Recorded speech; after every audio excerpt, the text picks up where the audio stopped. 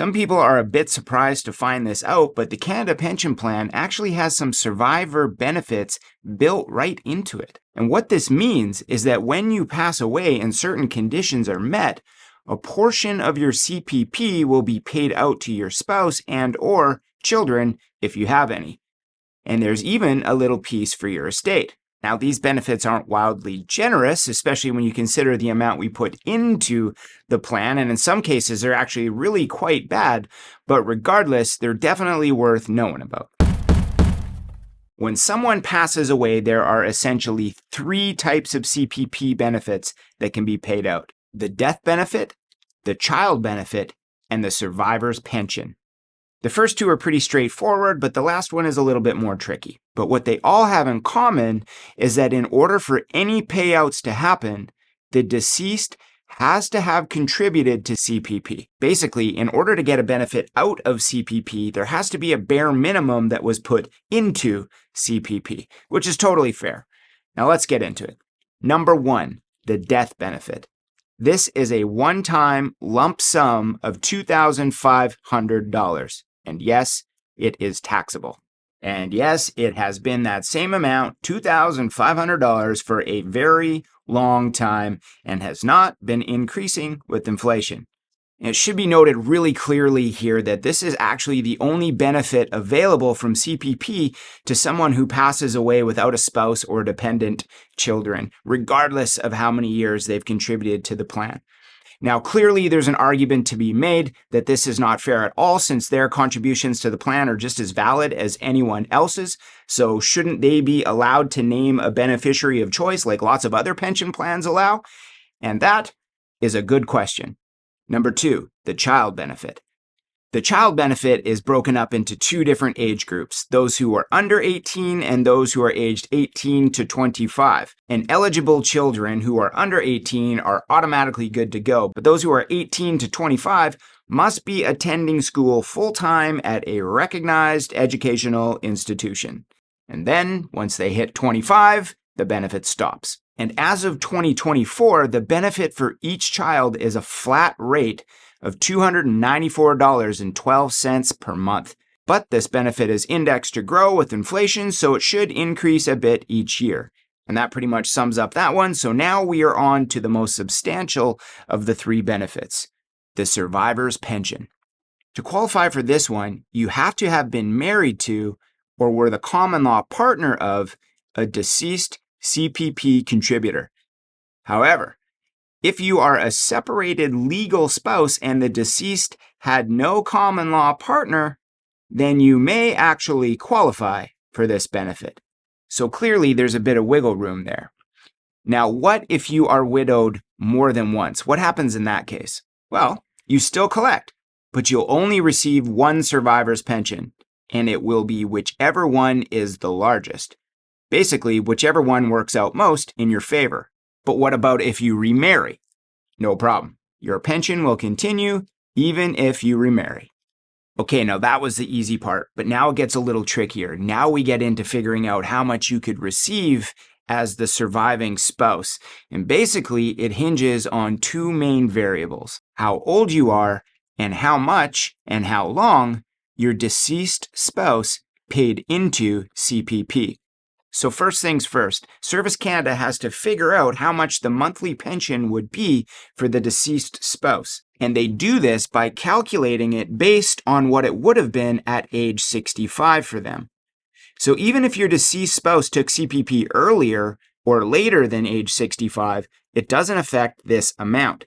Service Canada bases it off of the pension that would have been payable at age 65. If that all sounds like gibberish and is confusing to you, don't worry about it. Basically, what it means is that they just use the normal retirement age for CPP of 65 to base all their calculations off of. And then, once they have that number, a further calculation is done based on your age, the survivor's age, at the time of your spouse's death. And it works like this: if you're 65 or older, then you will receive 60% of your spouse's pension if you are not receiving other CPP benefits, and we'll get to that in a minute. But let's assume you're not, so you're entitled to the full 60%. So using some really basic math, if your spouse's pension would have been $1,000 a month, then you are entitled to 60% of that, or $600 per month. Easy. But if you're under 65, the formula gets a little weirder.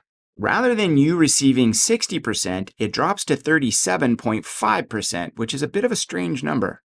But then you also get a flat rate portion in addition. And as of 2024, that flat rate is $227.58 per month. Now let's just stick with the easy math and assume that your spouse's pension would have been $1,000 per month like we did in the last example. But in this case, you'd get 37.5% of the $1,000, which is $375, plus the flat rate of roughly $228, for a total of $603 per month. So it's close, but it's a bit different. It can actually be quite a bit different depending on what your spouse's pension would have been.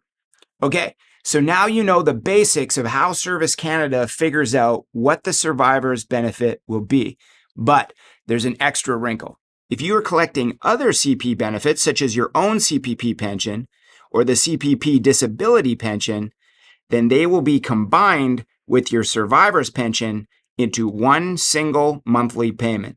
But unfortunately, they will not necessarily be the sum of the two, and that's because the two combined have a cap. They're limited, and it works like this. The most that can be paid to a person who is eligible for the retirement pension and the survivor's pension is the maximum retirement pension, which is more than the maximum survivor's pension. Now, in plain English, what this is saying is that the two combined, your CPP pension and the survivor's pension, can never combined be more than the maximum amount that any one person could get for their own CPP benefit. And as of 2024, that number is $1,364.60 a month. Now, that's not exactly true, since if you look at the amount that they post online for the max pension and the survivor's pension combined, it's actually a few bucks more. It's $1,375.41. But whatever, it's close enough. So even if your CPP pension is $1,000 a month and your survivor's pension is $600 a month, you will not get $1,600 per month. You will be capped at $1,375.41. And the exact same thing goes for combining the CPP disability benefit with the survivor's pension. You will cap out at the maximum disability pension amount. And as noted online, for 2024, this amount is $1,613.54 per month. Now, this brings up a pretty significant gripe with how CPP works. Let's assume you worked for a really long time and contributed a ton to CPP over the years, and now you're retired and you are collecting the maximum CPP benefit. And then your spouse passes away. Well, rather than his or her benefit being added to yours, their benefit simply disappears because the combined amount cannot exceed the maximum amount for one person. And since you're already collecting the maximum amount for yourself, you will get nothing from her end. It's somewhat of a similar issue to the one faced by a single person who passes away with no dependent children. All those years of contributions that they've made to the plan are simply lost. So this is something definitely to keep in mind for your own planning. If you are looking at collecting the max CPP benefit, or even close to the max, and you have a spouse that passes away early, then you may want to really consider delaying your own CPP benefit for as long as possible so that you can collect a survivor's pension for as long as possible. Not only will that help your family recoup some of those contributions that your spouse made, but it will also lead to an increased CPP benefit for yourself, since each month you delay past age 65 leads to a permanent increase of 0.7% in your benefit. And delaying all the way to age 70 would lead to a permanent increase of 42%, which is a massive bump. Now, I'm no CPP wizard, and obviously everyone's situation is different, but I did email Doug Runchey, who is the undisputed master Jedi in this space, and he confirmed. It's at least something to look at. But I would argue that anytime you have a complex CPP situation, you should consider hiring Doug to help you run the numbers. The cost is shockingly low, and you will get the answers you need. Now, last couple things I want to touch on with the CPP survivor's benefit is that, yes, like other CPP benefits, it is taxable, but it's also indexed to grow with inflation over time. But to wrap all this up in a nice tidy bow, we do need to discuss the application process because it is imperative that you do this quickly and properly. It literally says right on their website that if you delay, you may lose benefits, and that is no bueno. Now, you can apply online, and that will probably speed things up a little bit, but you have to mail in certified true copies of the required documents anyway, so you may just want to go the mail route for the whole thing. Your call. But just know that likely none of this is going to happen fast. Even once Service Canada receives everything that they need from you, it can take them 6 to 12 weeks before your first payment arrives. But that aside, I think it's really important that you follow up and confirm that they have everything that they need from you. I definitely would not assume that just because you sent it in, it's all good to go. Because again, mistakes in this area can be really costly. Now, obviously, it can be a pretty challenging time when a loved one passes away, and nobody wants to deal with paperwork and a 1-800 number. I totally get that. But hopefully, this video has made the whole thing a little bit easier for you.